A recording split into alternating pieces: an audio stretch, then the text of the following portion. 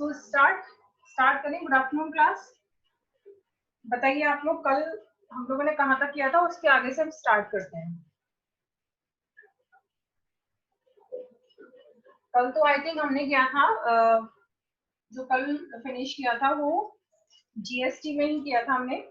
Types of GST आपको cover करा दिए थे मैंने कि सीजीएसटी, एसजीएसटी कितने कितने क्या क्या होते हैं, और मैंने आपको कहा था शायद जेनेसिस ऑफ जीएसटी बताऊंगी।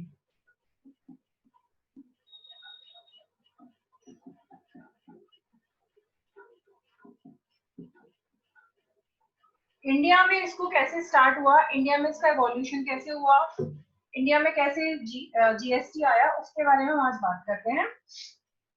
तो सबसे पहले तो 2004 में कैलकर टास्क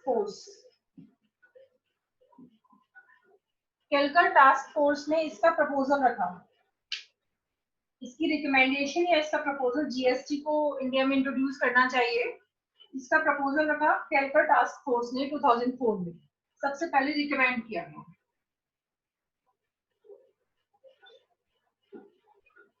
सबसे पहले इन्होंने रिकमेंड किया।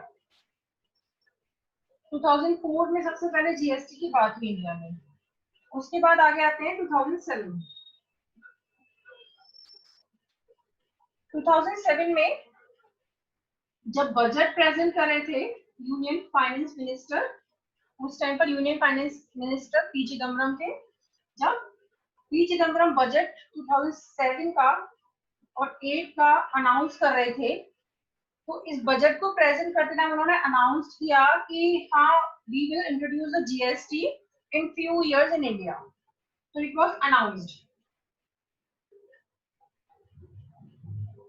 announced by Union Finance Minister that we are going to introduce GST in few years.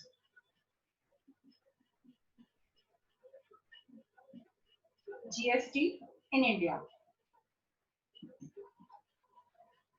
ठीक है कि बस जीएसटी इंट्रोड्यूस होगा। उसके बाद में 2007 के बाद में 2014 में इसको टेबल किया गया एनडीए गवर्नमेंट की। उस टाइम एनडीए गवर्नमेंट ने 122nd अमेंडमेंट बिल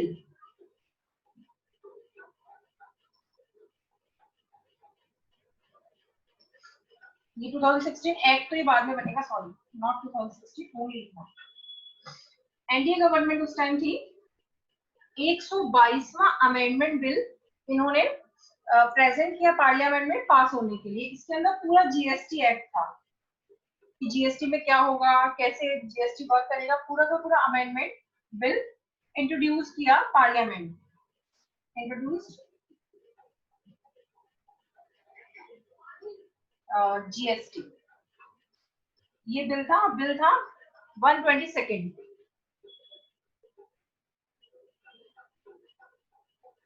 इनिशियली बहुत सारे लोग अगेंस्ट थे जीएसटी के।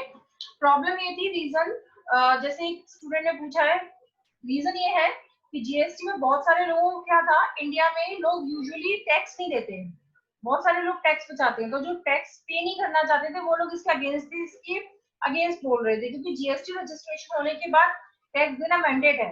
जो भी वर्क कर रहा है, रजिस्ट्रेशन अगर हो गया, सब कुछ ऑनलाइन हो जाता है, ऑनलाइन होने से ट्रांसपेरेंसी आती है। तो जो लोग टैक्स चोरी करते हैं वो ऑब्वियसली जीएसटी के अगेंस्ट होंगे।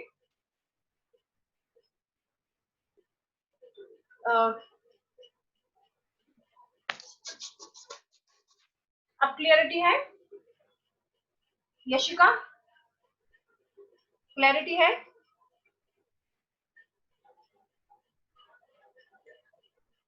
थोड़ा सा कनेक्शन पे भी डिपेंड करता है, अगर आपका कनेक्शन ठीक नहीं होगा तो क्लैरिटी कम आएगी। बाकी सबको क्लैरिटी है बोर्ड की?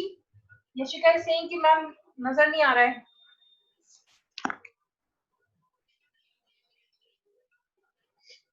ठीक है, तो पहले लोग क्यों थे अगेंस्ट, एक स्टूडेंट ने क्वेरी की है तो उसका आंसर मैं दे रही हूँ। जो लोग टैक्स पे नहीं करना चाहते, टैक्स को बचाना चाहते, टैक्स चोरी करना चाहते हैं, वो नहीं चाहेंगे कि कोई भी ट्रांसपेरेंट सिस्टम आए। अभी ट्रांसपेरेंट सिस्टम है, इससे सब कुछ ऑनलाइन हो गया है, इसे एक ऑनलाइन पोर्टल है जिस पर लोग टैक्स पे करते हैं, और जब वो सब कुछ जैसे ऑनलाइन पे करेंगे, ट्रांसपेरेंसी आएगी, तो जो लोग टैक्स बचाना चाहते हैं वो बचा नहीं पाएंगे, तो इसलिए बहुत सारे लोग इसके अगेंस्ट थे। बट इस सिस्टम को इंट्रोड्यूस करने से बेटर हुआ है, क्योंकि सभी लोगों को रजिस्ट्रेशन कराना पड़ेगा, और जो लोग फॉर्म्स चला लेते थे लेकिन रजिस्ट्रेशन नहीं कराते थे, टैक्स बचाते थे, वो पॉसिबल नहीं हो पाएगा, क्योंकि जब आप गुड देंगे तो आपको अपने रजिस्ट्रेशन नंबर के साथ ही सारे ट्रांजेक्शन करने होंगे, तो उस केस में टैक्स बचा पाने का क्वेश्चन नहीं उठता। ठीक है, अब कुछ बच्चे कह रहे हैं बोर्ड क्लियर है, कुछ कह रहे हैं क्लियर नहीं है। वो आपका नेट कनेक्शन अगर अच्छा होगा तो ये बिल्कुल क्लियर दिखेगा, अगर नेट कनेक्शन आपका थोड़ा फ्लक्चुएट कर रहा है तो as other countries are introducing, we should introduce it, it will bring transparency and uniformity in taxes in India, as so many taxes are there। कुछ लोग तो बहुत टैक्स देते ही जा रहे हैं, कुछ लोग टैक्स बचाते जा रहे हैं, तो इस केस में क्योंकि सब लोग रजिस्टर होंगे, ऑनलाइन सिस्टम होगा, तो एवरीथिंग विल बी ट्रांसपेरेंट, तो ये रिकमेंड किया। इन 2007-8 जब union finance minister mister P Chidambaram budget present कर रहे थे, उस टाइम उन्होंने अनाउंस किया that we are definitely going to introduce GST in India. After that 2014 में एनडीए गवर्नमेंट ने इंट्रोड्यूस किया बिल 122nd अमेंडमेंट बिल, जो कि था किसके बारे में, जीएसटी के बारे में। उसके आगे 2016 में ये एक्ट बन गया, 2016 में ये एक्ट बन गया। क्या एक्ट बना, कॉन्स्टिट्यूशन 101st अमेंडमेंट,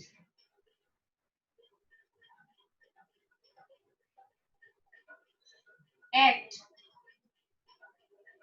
2016। 2016 में फाइनली एक्ट बन गया, जब ये पास हो गया पार्लियामेंट से, पार्लियामेंट के दोनों हाउसेस से, तो ये बना constitution 101st amendment act 2016। 101st amendment आप ब्रैकेट में लिखेंगे, 101st अमेंडमेंट एक्ट 2016। 2016 में फाइनली ये क्या बन गया, एक एक्ट बन गया। और ये इम्पोज कब हुआ, इसके बाद में आगे आ रही हूँ मैं, इसको रब कर दूं 2017 और बता देती हूँ।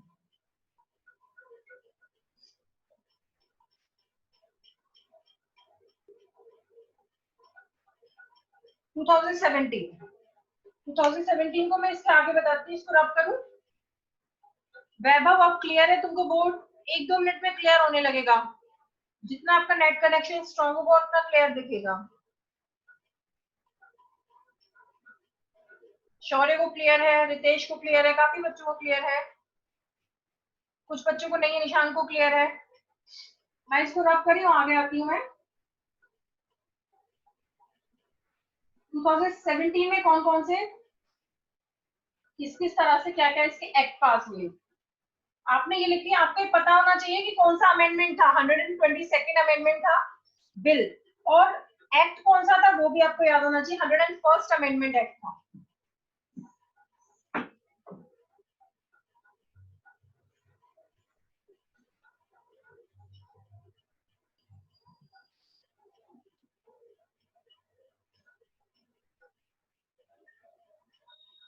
ठीक है, 101st अमेंडमेंट एक्ट था। अब आते हैं 2017 पर। 2017 मार्च में क्या क्या चीजें हुई स्टेप बाय स्टेप। 2017 मार्च 2017 मार्च में हमारे लोकसभा में कौन कौन से बिल पास हुए। एक तो हुआ CGST bill, CGST bill, IGST bill, SGST bill, UTGST bill,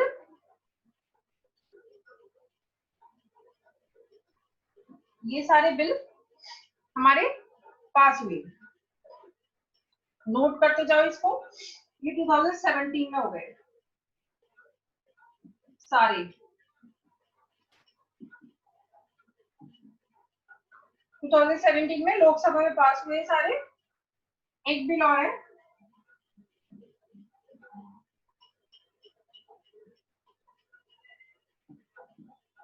compensation to states.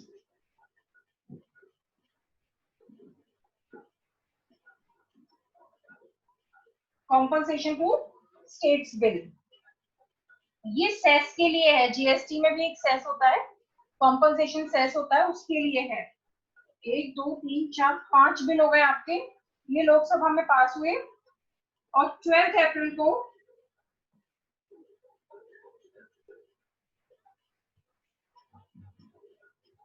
Got permission from president, और जब प्रेसिडेंट की परमिशन मिल जाती है उसके बाद में क्या बन जाते हैं, ये एक्ट बन जाता है। तो 12 अप्रैल को ये एक्ट बन गया, ठीक है। 2016 में बिल वगैरह आया, ये फिर अलग अलग बिल आए, 1 2 3 4 5। 12 अप्रैल को फाइनली ये एक एक्ट बन गया और 1 जुलाई से इंप्लीमेंट हो गया।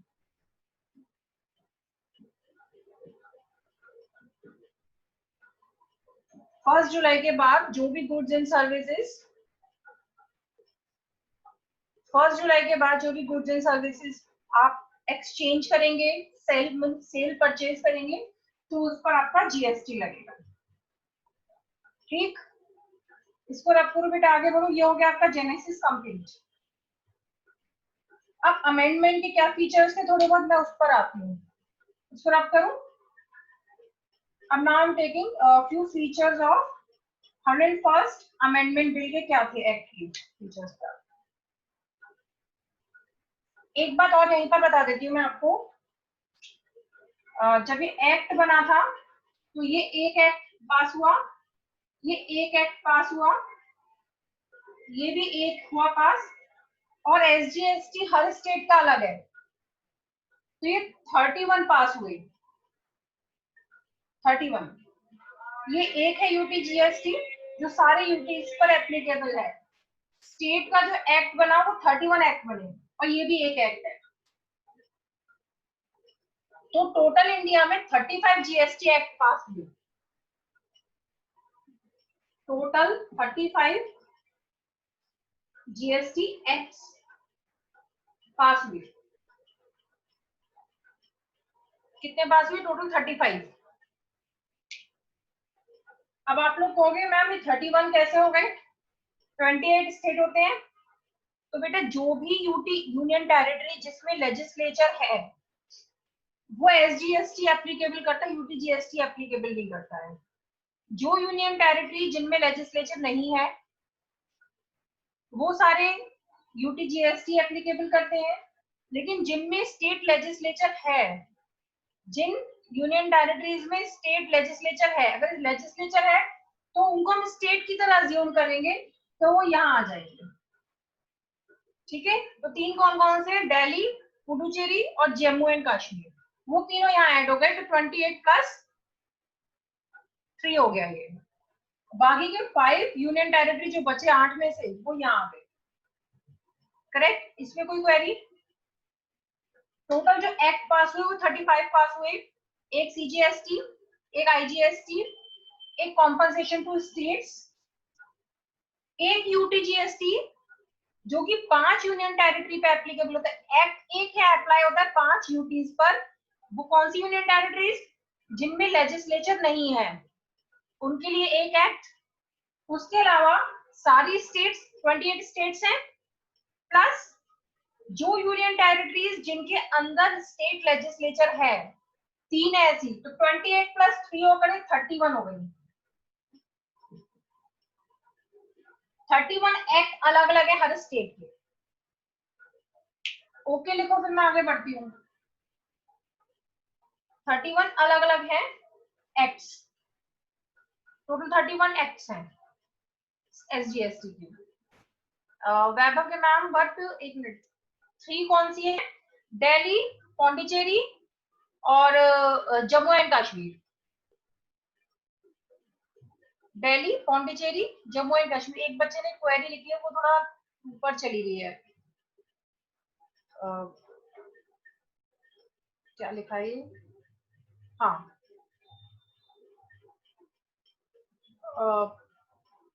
इन सबको कैसे डिस्ट्रीब्यूट किया है अलग अलग कैटेगरी में। आई थिंक कल की क्लास अटेंड की थी।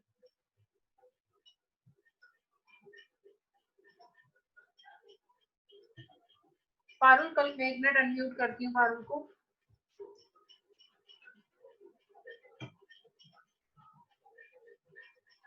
पारुल बोलो, मैंने अनम्यूट कर दिया है। यस मैम, आज फ्राइडे वाली क्लास करी थी अटेंड। की थी अटेंड? Yes ma'am. हमारी क्वेरी क्लियर नहीं हो रही है, चैट से पूछो क्या क्वेरी है। मैम मैं यही पूछ रही थी कि जैसे आपने इसको बताया कि इसमें जो एक बिल है, टोटल 55 बिल थे, एक्ट थे सर। 35। अच्छा 35 है मैम, वो सॉरी। 35 है। ठीक है मैम। तो मैम इस हाँ, तो मैम इनको 35 को कैसे कैसे डिस्ट्रीब्यूट किया है ना, वो समझ में नहीं आ रहा। 35 को देखो, एक तो मैंने आपको कल बताया था टाइप ऑफ जीएसटी में कि एक सीजीएसटी होता है, एक आईजीएसटी होता है, और एक यूटीजीएसटी और एक एसजीएसटी। 4 बताए थे मैंने आपको, यस है ना। मैम। और चारों कैसे कैसे एप्लीकेबल है वो बता दिया था कि यस मैम। इंट्रा स्टेट में कौन सा एप्लीकेबल कैसे है, इंटर स्टेट में कैसे एप्लीकेबल है, और इंट्रा यूनियन टेरिटरी में कैसे एप्लीकेबल है। यस एक मैम। 5वां बिल और है, ये कॉम्पनसेशन टू स्टेट्स है, सेस के लिए होता है ये। सेस कॉम्पनसेशन स्टेट, सेस लगता है कुछ प्रोडक्ट पे, टोबैको प्रोडक्ट, एडिटर वाटर, ये कुछ चीजें मैं भी आगे आपको बताऊंगी, उनमें ये सेस लगता है, तो उसके लिए एक अलग एक्ट निकला है, बिल के बाद ये एक्ट बन गया था। तो यहाँ पर मैं ये कहना चाह रही हूँ कि एसजीएसटी 31 है टोटल। कैसे है 31? देखो 28 तो तुम्हारी टेरिटरी है, 8 यूनियन यस टेरिटरी मैम। में से 3 जो है उनके पास लेजिस्लेचर है अपनी, जिनकी अपनी लेजिस्लेचर है वो यूटीजीएसटी अप्लाई नहीं होगा वहां पर, यूटीजीएसटी की जगह वहां पे अप्लाई होगा एसजीएसटी, तो इसलिए 28+3 हो गए। Okay ma'am. ठीक है। दिल्ली स्टेट, एक बच्चे ने क्वेरी की दिल्ली स्टेट में लेंगे, हम दिल्ली स्टेट में लेंगे। ठीक है। पारुल आप अनम्यूट हो, ध्यान रखना, आपको क्वेरी फिर आप अगर ले रहे हो तो आप बोल सकते हो, मैं 2-3 बच्चों को तो कर दूंगी अनम्यूट, सबको नहीं करूंगी। Okay ma'am. ओके पारुल, तो आप अनम्यूट हो, ध्यान रखना कहीं ऐसा नहीं वहां से पीछे से कोई गाना चल जाए या कोई आपको आवाज से नहीं बता रहा है मैम, कुछ। ठीक है, ठीक है। मैं कर देती हूँ मैम म्यूट, कुछ पूछना होगा तो अनम्यूट कर हाँ दूंगी। आप कर देना, आप कर देना। ओके तो मैम। मैं इसको रब करूँ, बढ़ू आगे।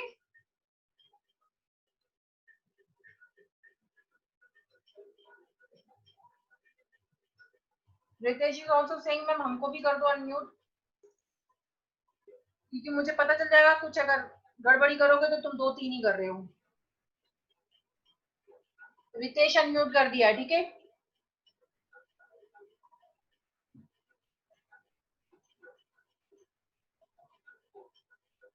लकी, 3 स्टेट्स कौन कौन से हैं? दिल्ली, नोट कर लो 3 कौन से हैं ये, दिल्ली और दिल्ली, पुडुचेरी और जम्मू एंड कश्मीर। ठीक है, दिल्ली, पुडुचेरी और जम्मू एंड कश्मीर। हो गए?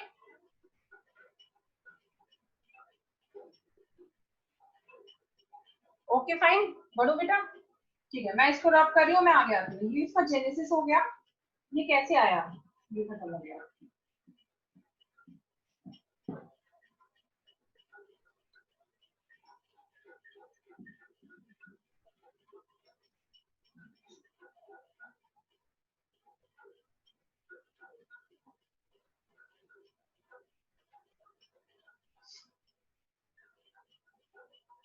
तो अब मैं आगे आती हूँ।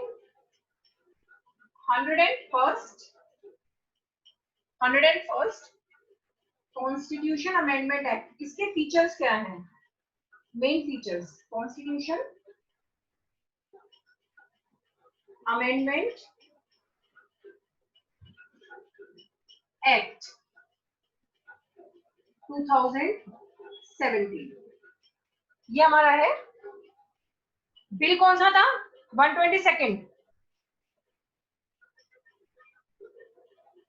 अगर अगर आप दिल्ली को स्टेट कंसीडर करो बहुत अच्छा है, बहुत बच्चे कहते हैं दिल्ली स्टेट नहीं यूनियन टेरिटरी है, तो मैंने कह दिया दिल्ली को भी इंक्लूड करना है वहां पे। 28 में दिल्ली इंक्लूडेड नहीं है, 28 काउंट है, उसमें दिल्ली इंक्लूडेड नहीं। मैं एक बच्चे की क्वेरी का आंसर कर रही हूँ। ठीक है, आप एक बार गूगल करना कितनी यूनियन टेरिटरी है, कितनी स्टेट्स हैं, आपको टोटल मिलेंगे 28+8, 36 मिलेंगे। ठीक है, दिल्ली को हम स्टेट में ही काउंट करते हैं, कहीं पर यूनियन टेरिटरी में लिखा होता है तो वहां से मैंने उठाकर स्टेट की कैटेगरी में डाल दिया ताकि आपको पता है दिल्ली में एसजीएसटी लगता है, दिल्ली में यूपीजीएसटी नहीं लगता है। राइट, ये आपका आ गया 101st कॉन्स्टिट्यूशन अमेंडमेंट एक्ट। जब ये एक्ट बन गया तो इसके क्या सैलिएंट फीचर्स हैं, इसके क्या सैलिएंट फीचर्स हैं, क्या क्या चीजें ऐसी हैं जो इसमें आपको स्पेशली ध्यान रखनी है। सबसे पहली चीज, इसमें कॉन्करेंट पावर दी गई है किस किस को, two states and centre both. State and central government दोनों को कॉन्करेंट पावर दी गई है to impose GST, to impose GST. State के पास भी पावर है जीएसटी इम्पोज करने की, और सेंटर के पास भी पावर है। एक बच्चे ने क्वेरी किया है कि what's the difference between SGST and UPGST. SGST and UPGST में डिफरेंस बता देती हूँ। एसजीएसटी स्टेट के अंदर जो ट्रेड होता है उस पर लागू होता है, ठीक, उस पर लेवी होता है। यूटीजीएसटी यूनियन टेरिटरी के अंदर जो ट्रेड होता है उसके अंदर लागू होता है, विद इन द बॉर्डर। आप बॉर्डर क्रॉस नहीं कर रहे हैं, बॉर्डर आप क्रॉस नहीं कर रहे हैं, मींस एक ही यूनियन टेरिटरी के अंदर अगर आप ट्रेड कर रहे हैं, जैसे आप दमन एंड दीव के अंदर ही ट्रेड कर रहे हैं तो यूटीजीएसटी लगेगा। अगर आप दिल्ली के अंदर ही ट्रेड कर रहे हैं, आपका गुड्स या सर्विसेज दिल्ली का बॉर्डर क्रॉस नहीं कर रहे हैं, तो एसजीएसटी लगेगा। 3 यूनियन टेरिटरीज ऐसी हैं जिनको हम स्टेट कंसिडर करते हैं क्योंकि उनके अंदर लेजिस्लेचर है, दिल्ली, पुडुचेरी और आपका तीसरा जम्मू एंड कश्मीर। तो उनको हम एसजीएसटी वाली कैटेगरी में लेंगे, वहां एसजीएसटी लागू होगा, यूपीजीएसटी नहीं होगा। मैंने दोबारा क्लियर कर दिया है, वैसे मैंने कल की क्लास में बताया। और कोई query, should I go ahead? अगर आप लिखोगे ओके, जिस बच्चे ने क्वेरी की तो ही मैं आगे बढ़ पाऊंगी। स्टेट एंड सेंटर, पहली चीज तो इसका सैलिएंट फीचर, आप लोग ये एस्टेरिस्क लगाकर आप नोट करते चले जाओ। आप लोग स्टेट को दोनों को है इम्पोज करने की, एसजीएसटी इम्पोज करने की। दूसरा है GST is applicable on all goods and services across India. कोई भी गुड्स एंड सर्विसेज की सप्लाई होगी तो सबसे पहली चीज सप्लाई, सप्लाई नहीं हो रही है तो एप्लीकेबल नहीं होगा, सप्लाई हो रही है तो एप्लीकेबल होगा। Supply of all goods and services with in the India accept alcoholic liquor. ये एक इसका एक्सेप्शन है, अल्कोहलिक लिकर पे जीएसटी नहीं लगेगा for human consumption.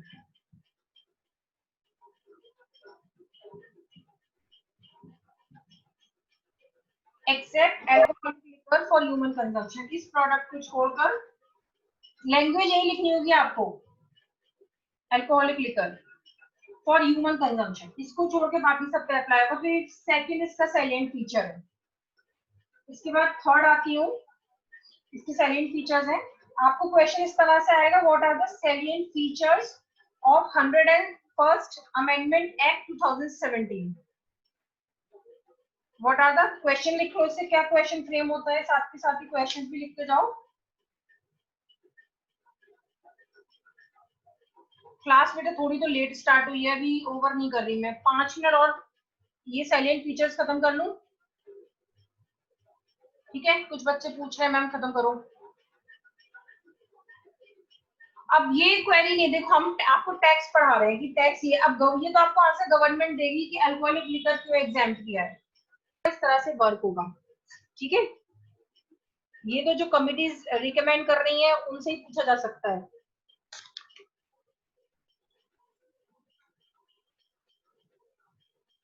May be इसलिए किया हो, शायद गवर्नमेंट को रेवेन्यू जनरेट होता तो गवर्नमेंट का अपना डिसीजन है। एक स्टूडेंट क्वेश्चन पूछ रहा है कि ma'am why tax on alcohol changes as when why government want this, ये क्वेश्चन है तो मैं उसको आंसर कर रही हूँ। अल्कोहल का भी हम बताएंगे कि इस पे क्या लगेगा, वैट तो खैर खत्म ही हो चुका है, वैट नहीं है। एक बच्चे ने क्वेरी किया अल्कोहल पे वैट लगेगा, क्या लगेगा। तो अभी जीएसटी के तो परव्यू से बाहर है, उसके आगे देखते हैं। लास्ट लाइन पढ़ के बता दूं। लास्ट लाइन है GST is applicable on supply of all goods and services except alcoholic liquor for human consumption. Last line है except alcoholic liquor for human consumption. ठीक, इसके आगे नेक्स्ट जो फीचर है, नेक्स्ट फीचर है कि आईजीएसटी में कुछ भी चेंजेस करने की पावर पार्लियामेंट के पास है।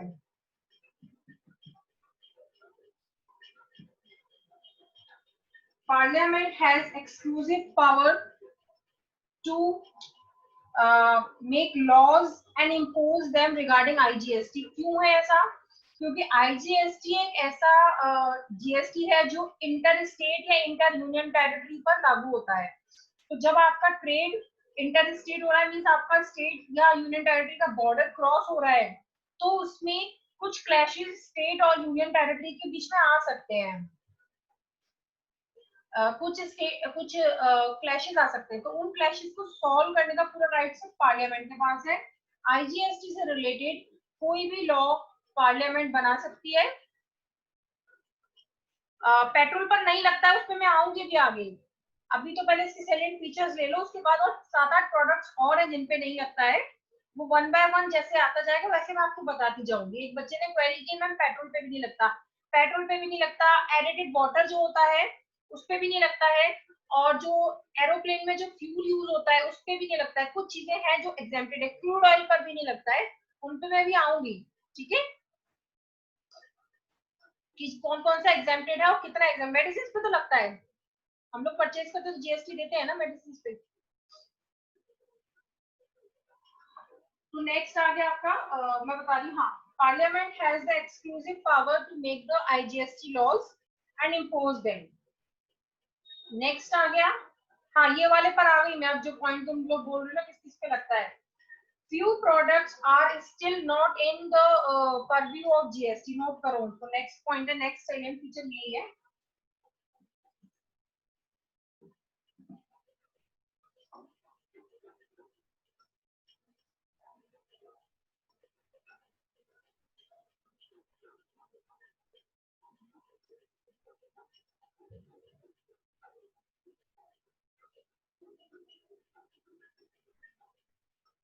नेक्स्ट सेलिएंट फीचर्स आपका यही है जो आप लोग पूछ रहे थे ना मैम किस किस पे नहीं लगेगा।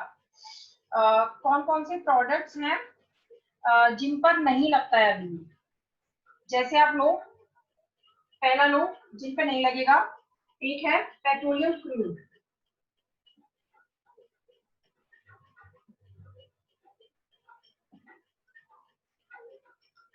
पेट्रोलियम क्रूड इस पे नहीं लगेगा। अब इनमें क्या होगा, अगर ये प्रोड्यूस हो रहे हैं, ये जो प्रोडक्ट्स मैं लिखवा रही हूँ इनके प्रोडक्शन पर एक्साइज ड्यूटी लगेगी। एक्साइज ड्यूटी किसकी, सेंट्रल लेगा ये, सेंट्रल एक्साइज ड्यूटी। इनके प्रोडक्शन पर सेंट्रल एक्साइज ड्यूटी लगेगी और इनकी सेल्स पर सेल्स टैक्स लगेगा। इनकी सेल्स पर सेल्स टैक्स लगेगा।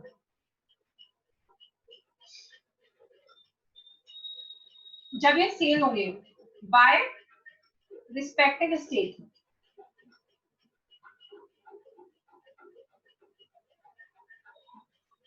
ठीक है। तो इन पे अगर इनके प्रोडक्शन हो रहा है तो उस पर सेंट्रल एक्साइज ड्यूटी लगेगी, और इनकी सेल्स हो रही है, जब ये बिकेंगे, तो रिस्पेक्टिव स्टेट सेल्स टैक्स लगाएगी। इन पे जीएसटी नहीं लगेगा, जीएसटी इन पे नहीं लगेगा। पहला हो गया पेट्रोलियम क्रूड। उसके बाद लिखो हाई स्पीड डीजल।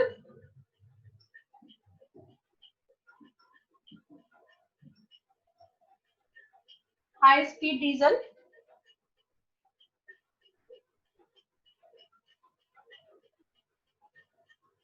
बेटा जो इम्पोर्ट होगा ना तो वो तो हमारी कंट्री के अंदर है ही नहीं, इम्पोर्ट तो बाहर से ही हो रहा है, तो वो तो एक गवर्नमेंट और दूसरी गवर्नमेंट के बीच हो गया ना, इंडिया और इराक के बीच में, विद इन इंडिया तो ट्रेड नहीं हुआ ना। तो इसलिए एक बच्चे ने क्वेरी पूछी है, दो क्वेरी है अभी मेरे पास, जस्ट अ मिनट। एक बच्चे ने क्वेरी पूछी है कि ma'am what is the meaning of concurrent. Concurrent means simultaneous, simultaneous. एक ने पूछा है ma'am crude oil imported then. अगर क्रूड ऑयल इंपोर्ट हो रहा है तो हमारी कंट्री के अंदर तो ट्रेड नहीं हो रहा ना, हमारी कंट्री के अंदर अगर ट्रेड हो रहा है आपस में विद इन द कंट्री, कोई एक स्टेट दूसरी से या यूनियन डायरेक्ट, तो हम जीएसटी एप्लीकेबल, बाहर से हम ले रहे हैं तो इंटरनेशनल लॉ जो है वो अप्लाई होगा, और हम हमारी उनसे जो टर्म्स एंड कंडीशन उस पर हम परचेज कर लेंगे। ठीक है, हाई स्पीड डीजल हो गया। उसके बाद आप लो पेट्रोल। पेट्रोल को टेक्निकल टर्म में कहते हैं मोटर स्प्रिट, ब्रैकेट में पेट्रोल लिख लेना। पेट्रोल हो गया, natural gas, CNG, natural gas इस पे भी अप्लाई नहीं होगा। Aviation turbine fuel, aviation turbine fuel जो एरोप्लेन वगैरह में यूज होता है, ये फ्यूल जो मतलब एयर ट्रांसपोर्ट है उसमें यूज होता है, ये भी, इस पे भी जीएसटी नहीं लगेगा, aviation turbine fuel. Then tobacco and all tobacco products,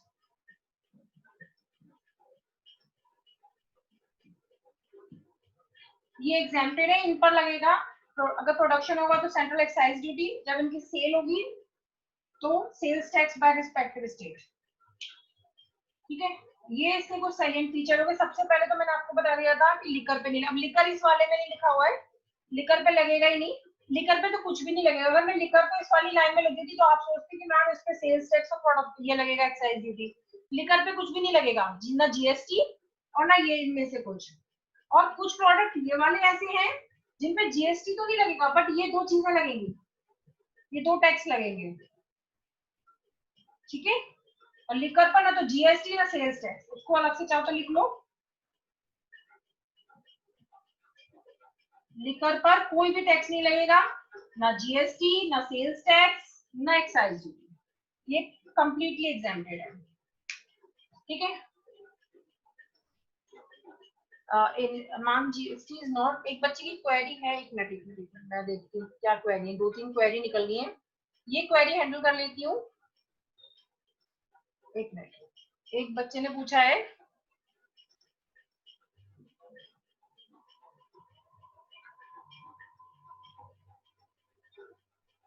एक मिनट,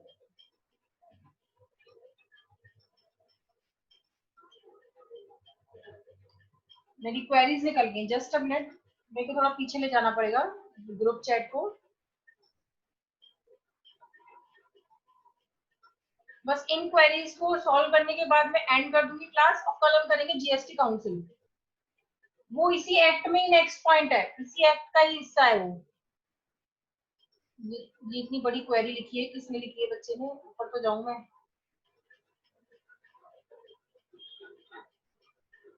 लेट मी सी, किसी बच्चे ने कुछ क्वेरी लिखी है।